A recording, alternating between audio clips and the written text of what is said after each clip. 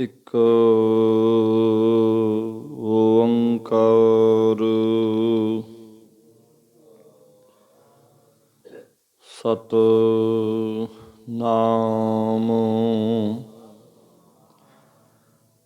ਕਰਤਾ ਪੁਰਖ ਨਿਰਭਉ ਨਿਰਵੈਰ ਅਕਾਲ ਮੂਰਤ ਅਜੂਨੀ ਸੈਭੰ ਗੁਰ ਪ੍ਰਸਾਦ ਜਪ ਆਦਿ ਸਚ ਜੁਗਾਦ ਸਚ ਹੈ ਭੀ ਸਚ ਨਾਨਕ ਹੋਸੀ ਭੀ ਸਚ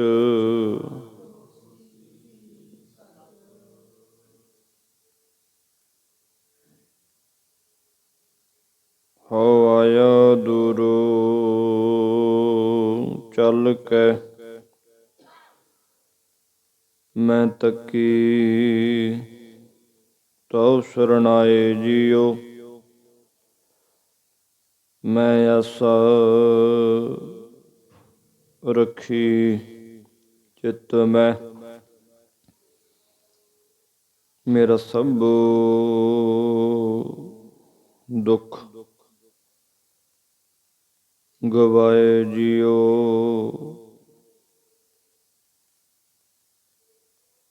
ਸਭ ਤੇ ਉਤਮ ਹਰਿ ਕੀ ਕਥਾ ਨਾਮ ਸੁਨਤ ਦਰਦ ਦੁਖ ਲਥਾ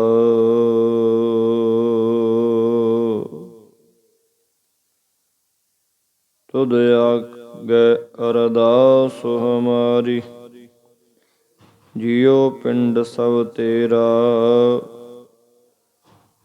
ਕਹੋ ਨਾਨਕ ਸਭ ਤੇਰੀ ਵਡਿਆਈ ਕੋਈ ਨਾਉ ਨਾ ਜਾਣੈ ਮੇਰਾ ਕਹੋ ਨਾਨਕ ਸਭ ਤੇਰੀ ਵਡਿਆਈ ਕੋਈ ਨਾਉ ਨਾ ਜਾਣੈ ਮੇਰਾ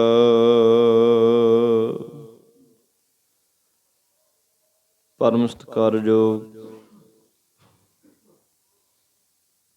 ਗੁਰੂ ਰੂਪ ਸਾਧ ਸੰਗਤ ਜੀ, ਵਾਹਿਗੁਰੂ ਜੀ ਕਾ ਖਾਲਸਾ ਵਾਹਿਗੁਰੂ ਜੀ ਕੀ ਫਤਿਹ। ਪਰਮਾਤਮ ਦੇ ਪੁਰੀ ਪੁਰੀ ਵਿਸ਼ੰਤਾ ਸਾਹਿਬ ਪੁਰਸ਼ਾ ਸ੍ਰੀ ਅਕਾਲ ਪੁਰਖ ਪਰਮਾਤਮਾ ਵਾਹਿਗੁਰੂ ਜੀ ਅਪਾਰ ਰਹਿਮਤ ਕਿਰਪਾ ਕਰ ਰਹੇ ਨੇ।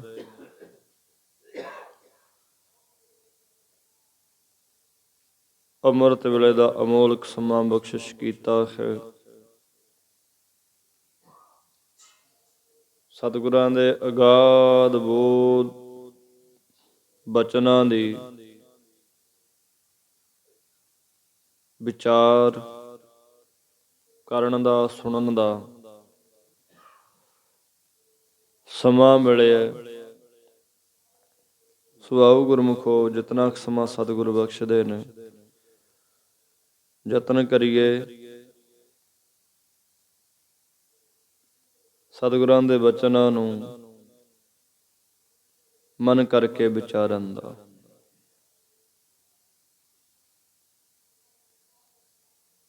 ਇਹ ਜਿਹੜੀਆਂ ਵਿਚਾਰਾਂ ਨੇ ਨਾ,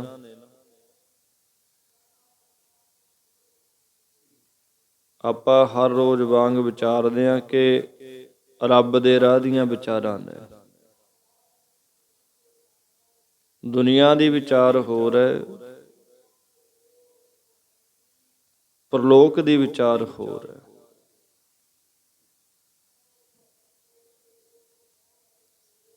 ਇਹ ਉਹਦੇ ਘਰ ਦੀਆਂ ਗੱਲਾਂ ਨੇ, ਸੱਚਖੰਡ ਦੀ ਵਿਚਾਰ ਹੈ।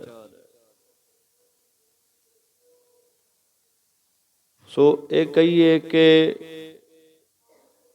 ਉਹਦੇ ਨੇੜੇ ਪਹੁੰਚਣ ਦਾ ਜਿਹੜਾ ਨੁਕਤਾ ਹੈ, ਗੁਰਬਾਣੀ ਚੋਂ ਮਿਲਣਾ। ਤੇ ਉਦਾਂ ਦਾ ਮਾਹੌਲ ਸਾਡੇ ਹਿਰਦਿਆਂ 'ਚ ਬਣੇ, ਸਮਝ ਆਵੇ ਅਸਲ ਦੇ ਵਿੱਚ ਮਹਾਰਾਜ ਉਹ ਸਮਝਾਉਂਦੇ ਕੀ ਨੇ। ਭਾਵ ਆ ਦੁਨੀਆ ਦੀਆਂ ਗੱਲਾਂ ਕੁਛ ਹੋਰ ਨੇ, ਉਹਦੇ ਚਰਨਾਂ 'ਚ ਅਗਰ ਕੁਛ ਕੀਮਤ ਪੈਣੀ ਆ ਨਾ, ਆ ਬਾਣੀ ਨਾਲ ਪੈਣੀ ਆ। ਇੱਕ ਵੈਸੇ ਪੜ੍ਹਨਾ ਕਿਸੇ ਵਸਤੂ ਦੀ ਪ੍ਰਾਪਤੀ ਦੇ ਲਈ ਮਿਲੂਗੀ, ਵਸਤੂ ਮਿਲ ਜਾਣਗੀਆਂ, ਰਿੱਧੀਆਂ ਸਿੱਧੀਆਂ ਮਿਲ ਜਾਣਗੀਆਂ, ਪਰ ਗੁਰਮੁਖੋ ਇੱਕ ਉਹਨੂੰ ਮਿਲਣ ਵਾਸਤੇ ਪੜ੍ਹਨਾ ਕਿ ਰੱਬ ਨੂੰ ਮਿਲਣਾ ਹੈ, ਰੱਬ ਦੇ ਚਰਨਾਂ ਦੇ ਨੇੜੇ ਲੱਗਣਾ ਹੈ, ਉਹ ਘੱਟ ਹੀ ਕੁਛ ਹੋਰ ਹੈ। ਅਸੀਂ ਦਾਤਾਂ ਦੀ ਪ੍ਰਾਪਤੀ ਦੇ ਲਈ ਤੁਰਦੇ ਹਾਂ ਇੱਧਰ ਨੂੰ, ਰੱਬ ਦੇ ਰਾਹ ਤੇ ਮਿਲਣਗੀਆਂ ਦਾਤਾਂ, ਪਰ ਉਹ ਦਾਤਾ ਨਹੀਂ ਮਿਲਦਾ। ਦਾਤਾ ਕਿਸ ਦਿਨ ਮਿਲਣਾ ਜੀ? ਜਿਸ ਦਿਨ ਅਸੀਂ ਉਹਨੂੰ ਮਿਲਣ ਵਾਸਤੇ ਤੁਰਾਂਗੇ। ਫਿਰ ਜਿਹੜੀਆਂ ਦਾਤਾਂ ਨੇ ਉਹ ਤਾਂ ਆਪਣੇ ਆਪ ਪਿੱਛੇ ਆ ਜਾਣਗੀਆਂ ਜਦੋਂ ਅਸੀਂ ਉਹਨੂੰ ਮਿਲਣ ਤੁਰ ਪਏ। ਰਿੱਧੀਆਂ ਸਿੱਧੀਆਂ ਮਿਲ ਜਾਣੀਆਂ ਸੌਖੀਆਂ ਨੇ, ਟੋਟ ਕੇ ਬਣਾ ਲੈਣੇ, ਵੱਖਰੀਆਂ ਵੱਖਰੀਆਂ ਧਾਰਨਾਵਾਂ ਬਣਾ ਲੈਣੀਆਂ, ਠੀਕ ਹੈ, ਇਹ ਮੰਜ਼ਿਲ ਨਹੀਂ, ਸਾਧਨ ਨੇ। ਅਸਲ ਦੇ ਵਿੱਚ ਇਹ ਤਾਂ ਵੇਖੀਏ ਕਿ ਗੁਰੂ ਨਾਨਕ ਸਾਹਿਬ ਜੀ ਕਿਹੋ ਜਿਹੀ ਵਿਚਾਰਧਾਰਾ ਦੇ ਕੇ ਗਏ ਨੇ। ਆ ਬਾਹਰੋਂ ਪੜ੍ਹਨੋਂ ਸੁਣਨਾ ਇਹ ਤਾਂ ਕੁਛ ਹੋਰ ਹੈ, ਲੋਕਾਂ ਨੂੰ ਦਿਖ ਰਿਹਾ। ਇੱਕ ਉਹਦੀ ਮੌਜ ਦੇ ਵਿੱਚ, ਉਹਦੀ ਪ੍ਰਾਪਤੀ ਦੇ ਲਈ ਜਦੋਂ ਤੁਰਾਂਗੇ ਨਾ ਜੀ ਗੁਰਮੁਖੋ, ਉਹ ਅਵਸਥਾ ਕੁਛ ਹੋਰ ਬਣਦੀ ਆ। ਬੜੇ ਜਾਪ ਹੋ ਰਹੇ ਨੇ, ਬੜੇ ਲੰਗਰ ਲੱਗਦੇ ਨੇ, ਬੜੇ ਸਮਾਗਮ ਹੁੰਦੇ ਨੇ, ਵੇਖਦੇ ਆ ਨਾ ਜੀ ਦੁਨੀਆ ਦੇ ਵਿੱਚ ਆਪਾਂ। ਅਸਲ ਦੇ ਵਿੱਚ ਵੇਖਣਾ ਇਹ ਹੈ ਕਿ ਗੁਰੂ ਨਾਨਕ ਸਾਹਿਬ ਜੀ ਕਿਹੋ ਜਿਹੀ ਵਿਚਾਰਧਾਰਾ ਦੇ ਕੇ ਗਏ ਨੇ, ਇਹਦਾ ਮਾਰਗ ਕੀ ਹੈ, ਅਸਲ ਦੇ ਵਿੱਚ ਗਿਆਨ ਕੀ ਹੈ। ਕਿ ਜਿਹੜੇ ਮੈਂ ਬਚਨ ਰੋਜ਼ ਪੜ੍ਹਦਾ ਉਹ ਅਸਲ ਦੇ ਵਿੱਚ ਕਹਿੰਦੇ ਕੀ ਨੇ। ਆਹ ਚੀਜ਼ ਅੰਦਰ ਜਦੋਂ ਵਸੂ ਨਾ, ਸਮਝ ਆ ਜਾਣੀਆਂ ਇੱਥੇ ਆਉਣ ਦੀ। ਲੜੀਵਾਰ ਕਥਾ ਉਹਦੀ ਕਿਰਪਾ ਦੇ ਨਾਲ ਆਪਾਂ ਵਿਚਾਰ ਰਹੇ ਹਾਂ। ਕੱਲ ਜੋ ਵਿਚਾਰਿਆ ਸੀ ਕਿ ਉਹ ਆਪਣੀ ਕੁਦਰਤ ਆਪੇ ਜਾਣਦਾ ਹੈ, ਸਭ ਦਾ ਕਰਨ ਕਾਰਨ ਉਹ ਆਪ ਹੀ ਹੈ ਮਾਲਕ। ਤੇ ਸਭਨਾ ਵੇਖੈ ਨਦਰ ਕਰ ਜੈ ਭਾਵੈ ਤੈ ਦੇ। ਉਹ ਪ੍ਰਮਾਤਮਾ ਸਾਰਿਆਂ ਨੂੰ ਆਪਣੀ ਦ੍ਰਿਸ਼ਟੀ ਕਰਕੇ ਵੇਂਹਦਾ ਹੈ, ਪਰ ਜਿਸ ਮਨੁੱਖ ਦੀ ਸ਼ਰਧਾ ਤੇ ਭਾਵ ਉਹਨੂੰ ਭਾ ਜਾਂਦੀ ਆ ਨਾ, ਜਿਹਦਾ ਪਿਆਰ, ਜਿਹਦਾ ਤੁਰਨਾ, ਜਿਹਦਾ ਜਪਣਾ ਪ੍ਰਾਪਤੀ ਦੇ ਲਈ, ਜਿਹਦਾ ਭਾ ਜਾਂਦਾ ਮਾਲਕ ਨੂੰ, ਉਹ ਕਹਿੰਦੇ ਜਿਹਨੂੰ ਉਹਦਾ ਭਾਣਾ ਚੰਗਾ ਲੱਗਦਾ ਉਹਨੂੰ ਹੀ ਉਹ ਪਰਮੇਸ਼ਰ ਬਖਸ਼ਿਸ਼ ਕਰਕੇ ਦਾਤਾਂ ਦਿੰਦਾ ਜੀ। ਫਿਰ ਕਾਜੀ ਮੁਲਾਣੇ ਕਹਿਣ ਲੱਗੇ, ਕਹਿੰਦੇ ਐ ਪੀਰ ਜੀ ਤੁਹਾਡੇ ਬਚਨਾਂ ਅਨੁਸਾਰ ਸਾਨੂੰ ਸਮਝ ਆ ਗਈ ਕਿ ਪ੍ਰਮਾਤਮਾ ਦਾ ਅੰਤ ਕੋਈ ਵੀ ਵੱਡੇ ਤੋਂ ਵੱਡਾ ਆਪਣੇ ਆਪ ਅਖਵਾਉਣ ਵਾਲਾ ਨਹੀਂ ਪਾ ਸਕਦਾ। ਇਹ ਨਹੀਂ ਦੱਸ ਸਕਦਾ ਕਿ ਪ੍ਰਮਾਤਮਾ ਕਿਤਨਾ ਕੁ ਵੱਡਾ ਹੈ। ਪਰ ਮਹਾਰਾਜ ਉਹ ਆਖਣ ਲੱਗੇ, ਕਹਿੰਦੇ ਉਹਦਾ ਕੋਈ ਥਾਂ, ਭਾਵ ਕੋਈ ਥਾਂ ਨਾਮ ਤਾਂ ਦੱਸੋ ਜਿੱਥੇ ਉਹ ਰਹਿੰਦਾ। ਆਪਣੇ ਆਪ ਨੂੰ ਵੱਡੇ ਖਵਾਉਣ ਵਾਲੇ ਉਹ ਅੰਤ ਨਹੀਂ ਪਾ ਸਕਦੇ, ਪਰ ਕੋਈ ਨਾ ਕੋਈ ਐਸੀ ਥਾਂ ਨਾਮ ਤਾਂ ਦੱਸੋ ਉਹਦਾ ਜਿੱਥੇ ਉਹ ਰਹਿੰਦਾ, ਅਤੇ ਉਹਦਾ ਨਾਮ ਕਿੰਨਾ ਕੁ ਵੱਡਾ ਹੈ, ਕਿੰਨਾ ਕੁ ਵੱਡਾ ਨਾਮ ਹੈ ਉਹਦਾ। ਗੁਰੂ ਸਾਹਿਬ ਜੀ ਨੇ ਫਿਰ ਬਚਨ ਕੀਤਾ, ਕਹਿੰਦੇ ਥਾਵਾ ਨਾਵ ਨਾ ਜਾਣੀਐ, ਨਾਵਾ ਕੇਵੜ ਨਾਉ। ਭਾਈ ਪਰਮੇਸ਼ਰ ਦੀਆਂ ਥਾਵਾਂ ਦੇ ਨਾਮ ਨਹੀਂ ਜਾਣੇ ਜਾ ਸਕਦੇ। ਕਿੰਨੇ ਕੁ ਉਹਦੇ ਥਾਂ ਨੇ, ਕਿਤਨੇ ਕੁ ਉਹਨਾਂ ਥਾਵਾਂ ਦੇ ਨਾਂ ਨੇ, ਉਹ ਤਾਂ ਹਰ ਥਾਂ ਮੌਜੂਦ ਹੈ। ਅਤੇ ਨਾਮਾਂ ਵਿੱਚ ਕਿੱਡਾ ਵੱਡਾ ਉਹਦਾ ਨਾਂ ਹੈ, ਇਹ ਵੀ ਨਹੀਂ ਜਾਣਿਆ ਸਕਦਾ। ਉਹ ਅਨਾਮੇ ਹੈ। ਜਿੱਥੈ ਬਸੈ ਮੇਰਾ ਪਾਤਸ਼ਾਹੋ, ਸੋ ਕੇਵੜ ਹੈ ਥਾਓ। ਕਹਿੰਦੇ ਜਿੱਥੇ ਮੇਰਾ ਅਕਾਲ ਪੁਰਖ ਪ੍ਰਮਾਤਮਾ ਵਾਹਿਗੁਰੂ ਵਸਦਾ ਹੈ, ਉਸ ਥਾਂ ਦਾ ਕਥਨ ਨਹੀਂ ਕੀਤਾ ਜਾ ਸਕਦਾ ਕਿ ਉਹ ਥਾਂ ਕਿੰਨਾ ਕੁ ਵੱਡਾ ਹੈ। ਫਿਰ ਉਹ ਕਾਜੀ ਨੇ ਪ੍ਰਸ਼ਨ ਕੀਤਾ, ਕਹਿੰਦਾ ਐ ਨਾਨਕ, ਜਿੱਥੇ ਮੇਰਾ ਖੁਦਾ ਵਸਦਾ ਹੈ, ਉਹ ਥਾਂ ਕਿੰਨਾ ਕੁ ਵੱਡਾ ਹੈ। ਸਤਿਗੁਰੂ ਆਖਣ ਲੱਗੇ, ਭਾਈ ਇਹ ਦੱਸਿਆ ਨਹੀਂ ਜਾ ਸਕਦਾ, ਪਰ ਜਿਨ੍ਹਾਂ ਦੀ ਉੱਥੇ ਤੱਕ ਪਹੁੰਚ ਹੈ, ਉਹਨਾਂ ਨੂੰ ਪੁੱਛ ਲੈਣਾ ਚਾਹੀਦਾ ਹੈ ਕਿ ਅੰਬੜ ਕੋਈ ਨਾ ਸਕਈ, ਹਉ ਕਿਸਨੋਂ ਪੁੱਛਣ ਜਾਓ। ਉਸ ਪਰਮਾਤਮਾ ਦੇ ਸਰੂਪ ਤੱਕ ਕਿਸੇ ਦੀ ਪਹੁੰਚ ਹੀ ਨਹੀਂ ਹੈ। ਜਦ ਕੋਈ ਉੱਥੇ ਪਹੁੰਚ ਹੀ ਨਹੀਂ ਸਕਦਾ, ਮੈਂ ਕਿਹਨੂੰ ਪੁੱਛਣ ਜਾਵਾਂ। ਉਹ ਅੰਤਰਜਾਮੀ ਅਪਰ ਅਪਾਰ ਹੈ। ਵਰਣਨਾ ਭਾਵਨੀ, ਜੇ ਕਿਸੇ ਵੱਡਾ ਕਰੇ ਵਰਣ ਨੂੰ ਤਾਂ ਅੱਗੇ ਹੀ ਵਰਣ ਹੀ ਨਹੀਂ ਪਾਉਂਦਾ। ਭਾਵ ਬ੍ਰਾਹਮਣ ਨੂੰ, ਬ੍ਰਾਹਮਣ ਤੇ ਖੱਤਰੀ ਨੂੰ ਖੱਤਰੀ ਨਹੀਂ ਪਾਉਂਦੇ। ਆਪੋ ਵਿੱਚ ਹੀ ਖਹਿ ਖਹਿ ਕੇ ਉਹ ਮਰਦੇ ਨੇ, ਇੱਕ ਦੂਜੇ ਨੂੰ ਦੇਖ ਕੇ ਰਾਜੀ ਨਹੀਂ। ਜੇ ਇਹਨਾਂ ਵਿੱਚੋਂ ਕਿਸੇ ਨੂੰ ਵੱਡਾ ਕਰੇ ਕਹੀਏ ਕਰ ਦੇਵੇ, ਤਾਂ ਉਹ ਕੀ ਪਤਾ ਕਿੰਨਿਆਂ ਨੂੰ ਨੁਕਸਾਨ ਕਰ ਦੇਵੇ। ਉਹ ਪਰਮੇਸ਼ਰ ਬੇਅੰਤ ਹੈ।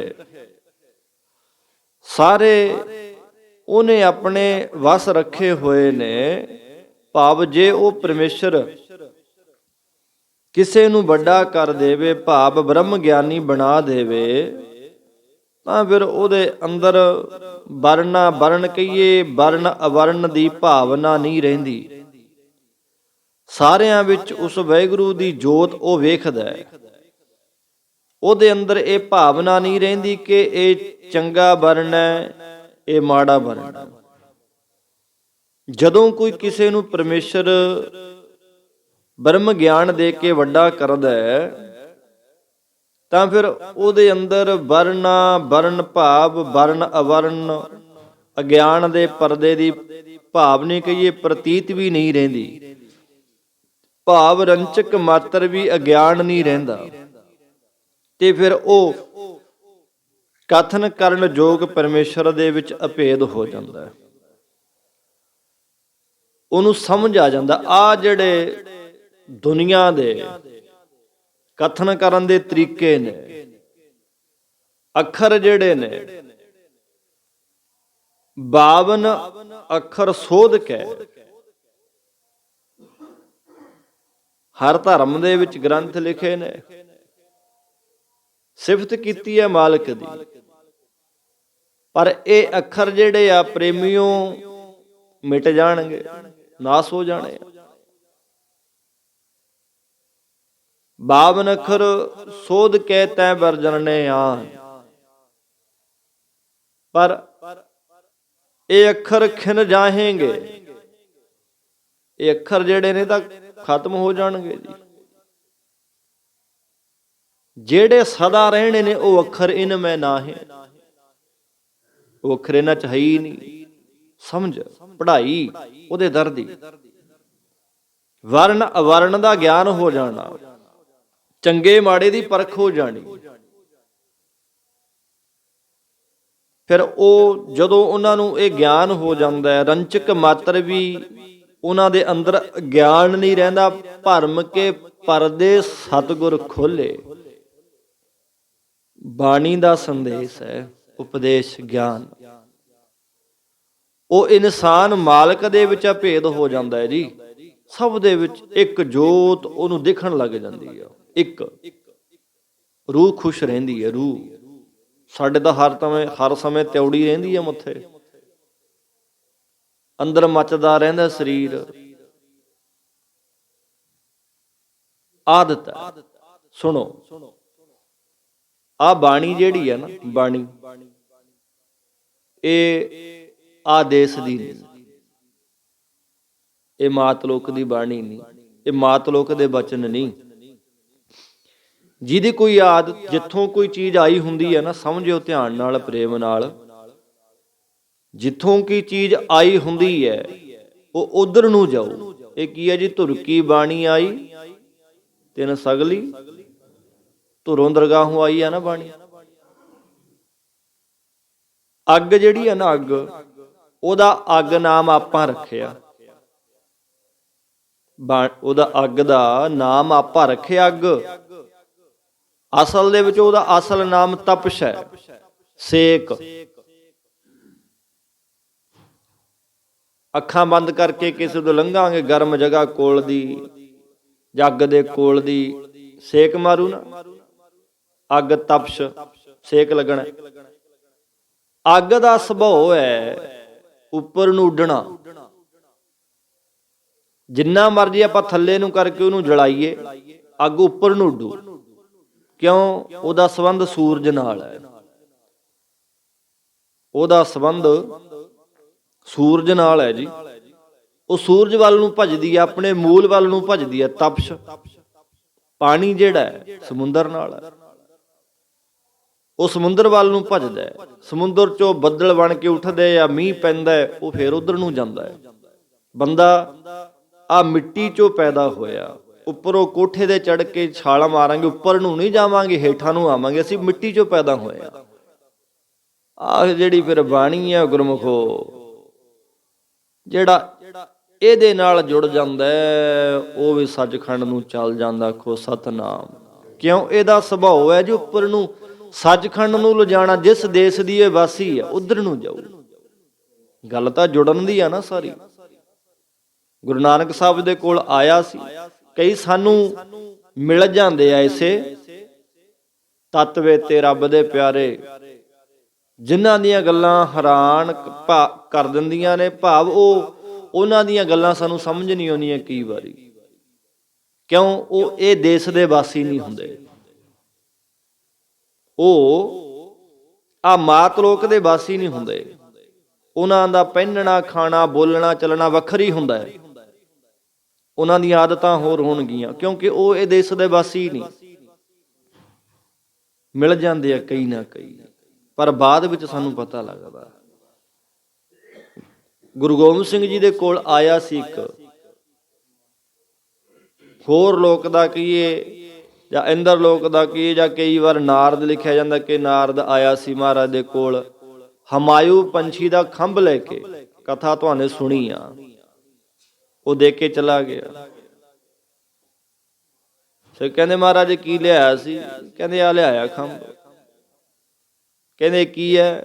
ਦੇਖਿਆ ਜਦੋਂ, ਚਲੋ ਵਿਚਾਰ ਮੁਕਾਈਏ, ਤੀਰ ਤੇ ਚੜਾ ਕੇ, ਤੀਰ ਨਾਲ ਉਹ ਲਾ ਕੇ ਖੰਭ ਜਦੋਂ ਚਾੜਿਆ, ਤੀਰ ਥੱਲੇ ਹੀ ਨਹੀਂ ਆਇਆ।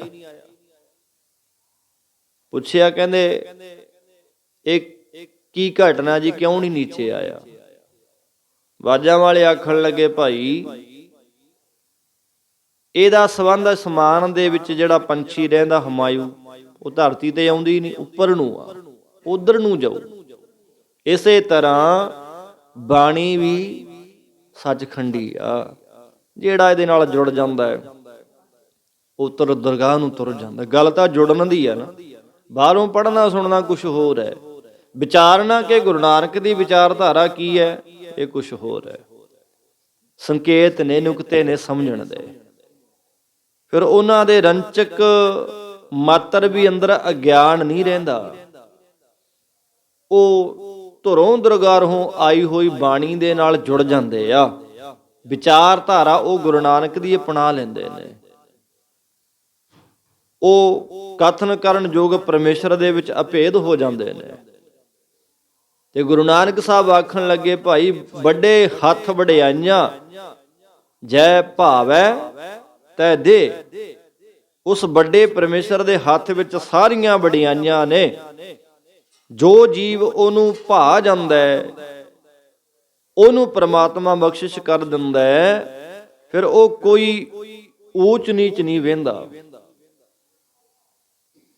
ਉਹਦੇ ਅੰਦਰ ਕੋਈ ਊਚ ਨੀਚ ਨਹੀਂ ਰਹਿੰਦੀ।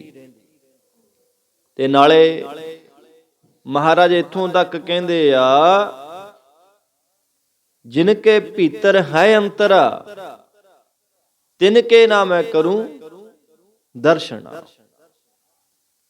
ਕਹਿੰਦੇ ਜਿਨ੍ਹਾਂ ਦੇ ਅੰਦਰ ਭੀਤਰ ਅੰਤਰ ਹੈ ਨਾ, ਫਰਕ ਹੈ, ਕਹੀਏ ਖੋਟ ਹੈ, ਉਹਨਾਂ ਦੇ ਮੈਂ ਦਰਸ਼ਨ ਵੀ ਨਹੀਂ ਕਰਨਾ ਚਾਹੁੰਦਾ। ਰੱਬ ਜਿਹੜਾ ਨਾ, ਰੱਬ ਉਹ ਗਰੀਬਾਂ ਦਾ ਹੈ। ਗਰੀਬ ਇਹ ਨਹੀਂ ਕਿ ਜਿਹੜੇ ਕੁੱਲੀਆਂ 'ਚ ਰਹਿੰਦੇ ਆ, ਜਿਹੜੇ ਮਨ ਦੇ ਗਰੀਬ ਨੇ। ਹੰਕਾਰੀ ਬੰਦੇ ਦਾ ਨਹੀਂ। ਹੰਕਾਰੀ ਬੰਦਾ ਇੱਕ ਕੁੱਲੀ 'ਚ ਰਹਿਣ ਵਾਲਾ ਵੀ ਹੋ ਸਕਦਾ, ਮਹਿਲ 'ਚ ਰਹਿਣ ਵਾਲਾ ਵੀ ਹੋ ਸਕਦਾ। ਰੱਬ ਗਰੀਬ ਦਾ ਸਾਥ ਦਿੰਦਾ ਹੈ, ਜਿਹੜਾ ਸਹੀ ਆ, ਮਨ ਦਾ ਗਰੀਬ ਆ। ਅੰਦਰੋਂ ਦਵੈਸ਼ ਜੀ ਨੇ ਖਤਮ ਕਰ ਲਈ। ਬਚਨ ਪੜ੍ਹਦੇ ਆ ਨਾ ਮਹਾਰਾਜ ਦੇ ਕਿ ਗਰੀਬ ਨਵਾਜ ਗੁਸਈਆਂ ਮੇਰਾ ਮਾਥੈ ਛਤਰ ਧਰੈ। ਉੱਥੇ ਉਹ ਰਾਜਿਆਂ ਦੇ ਨਾਲ, ਬ੍ਰਾਹਮਣਾ ਜਾਤ ਬਮਾਨੀਆਂ ਦੇ ਨਾਲ ਨਹੀਂ ਖੜਿਆ, ਉਹ ਇੱਕ ਜੁੱਤੀਆਂ ਗੰਢਣ ਵਾਲੇ ਨਾਲ ਖੜਿਆ। ਇੱਕ ਲੋਕਾਂ ਦੀ ਮੁੱਠੀ ਚਾਪੀ ਕਰਨ ਵਾਲੇ ਨਾਲ ਖੜਿਆ। ਇੱਕ ਹਲ ਪਾਉਣੇ ਨਾਲ ਖੜ ਗਿਆ। ਭੋਲੇਪਣ ਦੇ ਵਿੱਚ ਭੋਲੇ ਭਾਏ ਮਿਲੇ ਰਘੁਰਾਇਆ, ਧੰਨੇ ਸੇਵਿਆ ਬਾਲ ਬੁੱਧ ਬੇਅੰਤ ਪ੍ਰਮਾਣ ਨੇ। ਭਾਵ ਉਹ ਰੱਬ ਜਿਹਨੂੰ ਬਖਸ਼ਿਸ਼ ਕਰਦਾ, ਬਖਸ਼ਿਸ਼ ਕੀਤੇ ਕਰਦਾ ਜਿਹੜਾ ਉਹਨੂੰ ਭਾ ਜਾਂਦਾ ਵਾ, ਜਿਹੜਾ ਉਹਦੀ ਮੌਜ ਵਿੱਚ ਮਸਤੀ ਵਿੱਚ ਚੱਲਦਾ ਹੈ ਜੀ, ਜਿਹੜਾ ਉਹਨੂੰ ਪਾਉਣ ਵਾਸਤੇ ਤੁਰਦਾ ਹੈ। ਦਾਤਾਂ ਪਾਉਣੀਆਂ, ਰਿੱਧੀਆਂ ਸਿੱਧੀਆਂ ਪ੍ਰਾਪਤ ਕਰਨੀਆਂ ਕੁਛ ਹੋਰ ਘੱਟ ਹੀ ਆ, ਪਰ ਉਹਨੂੰ ਮਿਲਣ ਵਾਸਤੇ ਯਤਨ ਕਰਨੇ ਉਹ ਕੁਛ ਹੋਰ ਅਵਸਥਾ ਵਾ। ਤੇ ਹੁਕਮ ਸਵਾਰੇ ਆਪਣੈ ਚਸਾ ਨਾ ਢਿੱਲ ਕਰੇ। ਜਿੰਨੇ ਵੀ ਜੀਵ ਕਹਿੰਦੇ ਆ, ਜਿਤਨੇ ਵੀ ਜੀਵ ਨੇ ਉਹ ਸਾਰੇ ਹੀ ਪਰਮੇਸ਼ਰ ਨੇ ਆਪਣੇ ਹੁਕਮ ਦੇ ਵਿੱਚ ਸਾਜੇ ਨੇ, ਸਵਾਰੇ ਨੇ। ਕੋਈ ਵੀ ਸੁਤੰਤਰ ਨਹੀਂ। ਜੀਵਾਂ ਦੀ ਪਾਲਣਾ ਵਿੱਚ ਇੱਕ ਚਸਾ ਮਾਤਰ ਵੀ ਦੇਰੀ ਨਹੀਂ ਉਹ ਕਰਦਾ। ਚਸਾ ਕਹੀਏ 15 ਵਾਰ ਅੱਖ ਦੇ ਝਮਕਣ ਤੋਂ ਇੱਕ ਵਿਸ਼ਾ ਹੁੰਦਾ ਹੈ, ਤੇ ਇੱਕ 15 ਵਿਸ਼ਵਿਆਂ ਤੋਂ ਇੱਕ ਚਸਾ ਹੁੰਦਾ ਹੈ। ਭਾਵ ਥੋੜੇ ਮਾਤਰ ਵੀ ਢਿੱਲ ਨਹੀਂ ਉਹ ਕਰਦਾ, ਜਿਹਦੇ ਅੰਤਸ਼ ਕਰਨ ਨੂੰ ਆਪਣੇ ਹੁਕਮ ਦੇ ਵਿੱਚ ਉਹ ਸਵਾਰ ਦਿੰਦਾ ਹੈ। ਜੀਵ ਜਿੱਤੇ ਜਲ ਮੈਂ ਥਲ ਮੈਂ ਪਲ ਹੀ ਪਲ ਮੈਂ ਸਭ ਥਾਪ ਥਪੈਂਗੇ। ਆ ਜਿਤਨੇ ਵੀ ਜੀਵ ਨੇ ਸੰਸਾਰ ਦੇ, ਕਾਇਨਾਤ ਦੇ, ਉਹ ਪਲਾਂ ਦੇ ਵਿੱਚ ਹੀ ਥਾਪ ਦਿੰਦਾ, ਨਾਸ ਕਰ ਦਿੰਦਾ। ਉਹ ਕਦੇ ਵੀ ਢਿੱਲ ਨਹੀਂ ਜੀ ਕਰਦਾ। ਭਾਵ ਅੰਤਸ਼ ਕਰਨ ਨੂੰ ਮਲ ਬਖੇਪ ਅਵਰਨ ਤੋਂ ਰਹਿਤ ਉਹ ਕਰ ਦਿੰਦਾ ਹੈ। ਫਿਰ ਉਹਨੂੰ ਆਪਣੇ ਸਰੂਪ ਦੇ ਵਿੱਚ ਅਭੇਦ ਕਰਨ ਲੱਗਿਆਂ ਚਸਾ ਮਾਤਰ ਵੀ ਢਿੱਲ ਨਹੀਂ ਕਰਦਾ। ਅੰਦਰ ਦੀ ਜਿਹੜੀ ਮੈਲ ਆ, ਪਰਮਾਤਮਾ ਨੇ ਪੱਥਰ ਰੋੜਾ ਲੈ ਕੇ ਨਹੀਂ ਮਾਂਜਣੀ, ਉਹਨੇ ਕਿਰਪਾ ਹੀ ਐਸੀ ਕਰਨੀ ਹੈ ਗੁਰਸਿੱਖ ਪਿਆਰਿਓ ਕਿ ਕਰ ਕਿਰਪਾ ਮਤਕ ਹੱਥ ਧਰ ਵਿੱਚੋਂ ਮਾਰ ਕੱਢੀਆਂ ਬੁਰਾਈਆਂ, ਅੰਦਰ ਸ਼ੁੱਧ ਹੋ ਜਾਣਾ ਨਾਲ ਦੀ ਨਾਲ। ਮਾੜੀ ਸੋਚ ਵਿਚਾਰ ਦਾ ਉੱਡ ਜਾਣਾ, ਗਲਤ ਵਿਚਾਰਾਂ ਗਲਤ ਫੁਰਨਿਆਂ ਦਾ ਖਤਮ ਹੋ ਜਾਣਾ, ਸਮਝ ਲਓ ਵੀ ਉਹਦੀ ਕਿਰਪਾ ਹੋ ਗਈ। ਜ਼ਿੰਦਗੀ ਸਕੂਨ ਵਿੱਚ ਆ ਜਾਣੀ, ਅੱਖਾਂ 'ਚ ਨਿਮਰਤਾ ਆ ਜਾਣੀ, ਉਹਨੂੰ ਮਿਲਣ ਦਾ ਚਾਅ ਚੜ ਜਾਣਾ। ਗੁਰਮੁਖੋ ਉਹਨੂੰ ਮਿਲਣਾ, ਉਹਦੀ ਪ੍ਰਾਪਤੀ ਕਰਨੀ ਆ। ਤੁਰੀਏ ਤਾਂ ਸਹੀ, ਉਹ ਤਾਂ ਸਾਨੂੰ ਮਿਲਣ ਨੂੰ ਤਿਆਰ ਖੜਿਆ, ਪਰ ਅਸੀਂ ਤੁਰਦੇ ਨਹੀਂ, ਅਸੀਂ ਦਾਤਾਂ ਦੇ ਪਿੱਛੇ ਆ ਮਿਲ ਜੇ ਉਹ ਮਿਲ ਜੇ, ਮਿਲਦਾ ਰਹੂਗਾ। ਪਰ ਗੁਰਮੁਖੋ ਮਿਲਣਾ ਉਹਨੂੰ ਹੈ, ਉਹਨੂੰ ਮਿਲਣ ਕੋਈ ਤੁਰਦਾ। ਸਭ ਕੋ ਆਖੈ ਬਹੁਤ ਬਹੁਤ ਲੈਣੇ ਕੇ ਵਿਚਾਰ,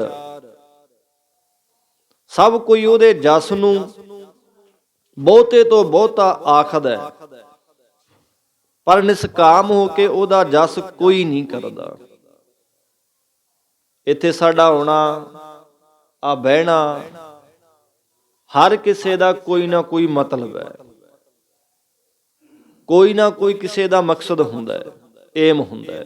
ਆ ਮਿਲ ਜੇ ਮੈਨੂੰ, ਉਹ ਮਿਲ ਜੇ। ਗੁਰਮੁਖੋ ਅਸੀਂ ਰੱਬ ਨਾਲ ਸ਼ਰਤਾਂ ਲਾਉਂਦੇ ਹਾਂ, ਗੁਰੂ ਨਾਲ ਸ਼ਰਤਾਂ ਲਾਉਂਦੇ ਹਾਂ, ਇੰਨੇ ਦਿਨ ਆ ਕਰਨਾ, ਸੇਵਾ ਕਰਨੀ, ਠੀਕ ਹੈ। ਬੜੀ ਵਾਰ ਬੇਨਤੀ ਕੀਤੀ ਹੈ, ਕਦੇ ਵੀ ਅੰਦਰੋਂ ਬਾਣੀ ਦਾ, ਜਾਪ ਦਾ, ਸ਼ੁਭ ਕਰਮਾਂ ਦਾ ਭੋਗ ਨਾ ਪਵੇ, ਤੁਰਦਾ ਰਵੇ। ਨਿਸਕਾਮ ਕਰਮ ਕਰਨੇ ਨੇ ਵੀ ਤੁਰਿਆ ਰਹੋ ਕਿ ਇੱਕ ਦੂਜੀ ਵੋ ਲੱਖ ਹੋਵੇ, ਲੱਖ ਹੋਵੇ, ਲੱਖ 20 ਲੱਖ ਲੱਖ ਗੇੜਾ ਆਖੀਏ ਏਕ ਨਾਮ, ਇਹ ਤਰਾਹੇ ਪਤ ਪਵੜੀਆ ਚੜੀਏ ਹੋਏ ਕੀ ਸੁਣ ਗੱਲਾਂ ਆਕਾਸ਼ ਕੀ ਕੀਟਾਈ ਰੀਸ। ਤੇ ਕਹਿੰਦੇ ਭਾਈ ਤੁਰੇ ਰਹੋ, ਇੱਕ ਜੀਵ ਕੀ ਹਜ਼ਾਰਾਂ ਜੀਬਾਂ, 20 ਲੱਖ ਜੀਬਾਂ ਮਿਲ ਜਾਣ, ਉਹ 20 ਲੱਖ ਜੀਬਾਂ ਵਾਸਤੇ 20 ਲੱਖ ਜਨਮ ਵੀ ਲੈਣੇ ਪੈ ਜਾਣ, ਤੂੰ ਤੁਰਿਆ ਰਹੋ, ਨਿਸਕਾਮ ਕਰਮ ਕਰਦਾ ਰਹੋ।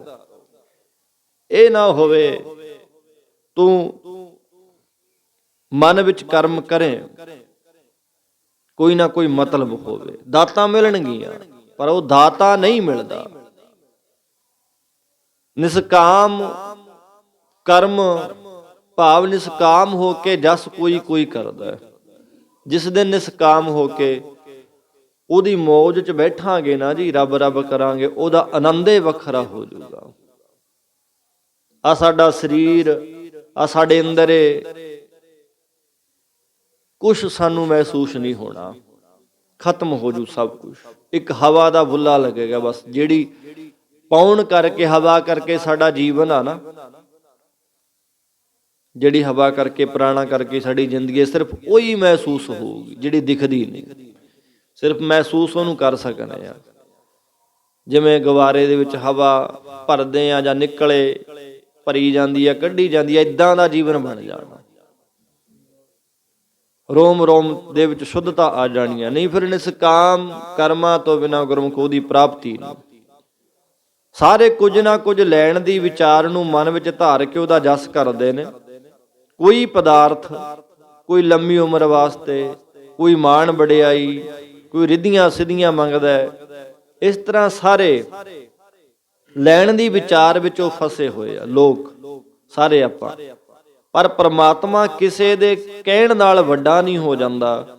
ਜੇ ਸਾਰੀ ਦੁਨੀਆ ਨਾਸਤਿਕ ਬਣ ਗਏ, ਉਹਦੀ ਨਿੰਦਿਆ ਕਰਨ ਲੱਗ ਜਾਏ, ਉਹਦਾ ਕੁਝ ਘਟਦਾ ਨਹੀਂ, ਉਹਦਾ ਕੁਛ ਨਹੀਂ ਜੀ ਵਿਗੜਦਾ। ਰੋਜ਼ ਪੜ੍ਹਦੇ ਸੁਣਦੇ ਆਪਾਂ ਕਿ ਜੇ ਸਭ ਮਿਲ ਕੇ ਆਖਣ ਪਾਹੇ, ਵੱਡਾ ਨਾ ਹੋਵੇ ਘਾਟ ਨਾ ਜਾਏ। ਸਾਰੇ ਮਿਲ ਕੇ ਉਹਨੂੰ ਵੱਡਾ ਵੱਡਾ ਕਹੀਏ, ਉਹਨੇ ਵੱਡਾ ਨਹੀਂ ਹੋ ਜਾਣਾ। ਸਾਰੇ ਮਿਲ ਕੇ ਉਹਨੂੰ ਮਾੜਾ ਕਹੀਏ, ਉਹਨੇ ਘਟਣਾ ਨਹੀਂ, ਉਹਦਾ ਕੁਛ ਨਹੀਂ ਵਿਗੜਦਾ। ਕੇਵੜ ਦਾਤਾ ਆਖੀ ਐ ਦੇ ਕੇ ਰਿਹਾ ਸਮਾਰ। ਉਸ ਦਾਤੇ ਅਕਾਲ ਪੁਰਖ ਨੂੰ ਕਿੰਨਾ ਕੁ ਵੱਡਾ ਕਹੀਏ, ਜੋ ਸਾਰਿਆਂ ਜੀਵਾਂ ਨੂੰ ਭਾਵ ਗਿਣਤੀ ਕਰਕੇ ਰੋਜੀ ਦੇ ਰਿਹਾ ਹੈ, ਭਾਵ ਇਕੱਲੇ ਇਕੱਲੇ ਜੀਵ ਦੀ ਸੰਭਾਲ ਉਹ ਕਰ ਰਿਹਾ। ਇੱਥੋਂ ਤੱਕ ਕਿ ਇੱਕ ਕੀੜੀ ਵੀ ਉਹਦੀ ਨਜ਼ਰ ਵਿੱਚ ਹੈ, ਉਹਦੀ ਗਿਣਤੀ ਵਿੱਚ ਹੈ। ਜਿਸ ਸ੍ਰਿਸ਼ਟੀ ਦਾ ਕੋਈ ਅੰਤ ਨਹੀਂ ਪਾ ਸਕਦਾ, ਇਸ ਸਾਰੀ ਸ੍ਰਿਸ਼ਟੀ ਦੀ ਗਿਣਤੀ ਨੂੰ ਪਰਮਾਤਮਾ ਜਾਣਦਾ ਹੈ। ਇਸ ਲਈ ਉਹਨੂੰ ਕਿਤਨਾ ਕੁ ਵੱਡਾ ਕਹੀਏ। ਮਹਾਰਾਜ ਦੇ ਬਚਨ ਨੇ, ਇੱਕ ਮਾਸ ਹਾਰੀ ਇੱਕ ਤ੍ਰਿਣ ਖਾਹੇ, ਇੱਕ ਨਾ ਛਤੀ ਅੰਮ੍ਰਿਤ ਪਾਹੇ, ਇੱਕ ਮਿੱਟੀਆਂ ਮੈਂ ਮਿੱਟੀਆਂ ਖਾਹੇ, ਇੱਕ ਪੌਣ ਸੁਮਾਰੀ ਪੌਣ ਸੁਮਾਰ, ਇੱਕ ਨਿਰੰਕਾਰੀ ਨਾਮ ਆਧਾਰ, ਜੀਵੈ ਦਾਤਾ ਮਰੈ ਨਾ ਕੋਏ, ਨਾਨਕ ਮੁਠੇ ਜਾਹੇ ਨਾਹੀ ਮਨ ਸੋਏ।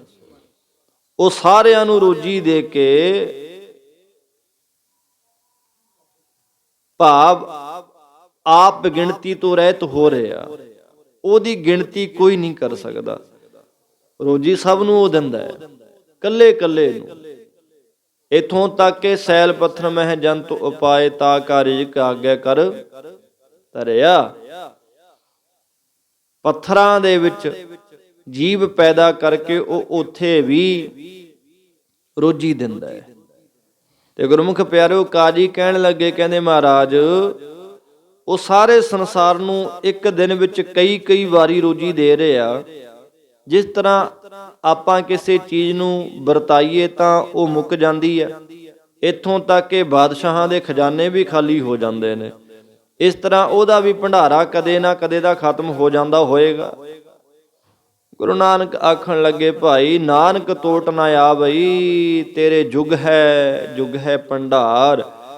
ਮਹਾਰਾਜ ਆਖਣ ਲੱਗੇ, ਉਹ ਪ੍ਰਮਾਤਮਾ ਦੇ ਭੰਡਾਰੇ ਖਜ਼ਾਨੇ ਕਦੇ ਵੀ ਘਟਦੇ ਨਹੀਂ, ਘਾਟਾ ਨਹੀਂ ਆਉਂਦਾ ਉਹਦੇ ਖਜ਼ਾਨਿਆਂ ਦੇ ਵਿੱਚ, ਭੰਡਾਰਿਆਂ ਦੇ ਵਿੱਚ।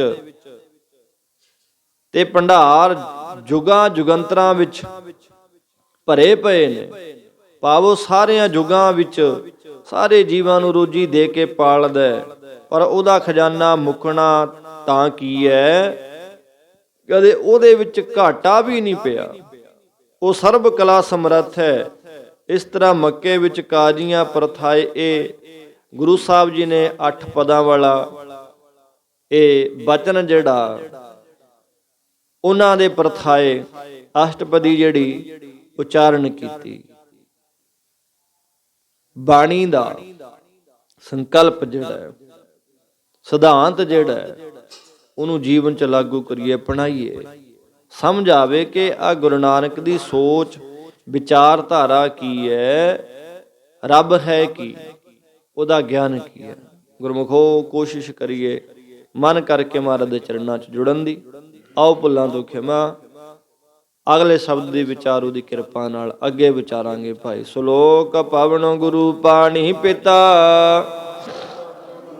ਦੇਵ ਸਰਾਤ ਦੋਇ ਦਾਈ ਦਾਇਆ, ਚੰਗਿਆਈਆਂ ਬੁਰਿਆਈਆਂ ਕਰਮੀ ਆਪੋ ਆਪਣੀ, ਜਿਨੇ ਨਾਮ ਤੇ ਆਇਆ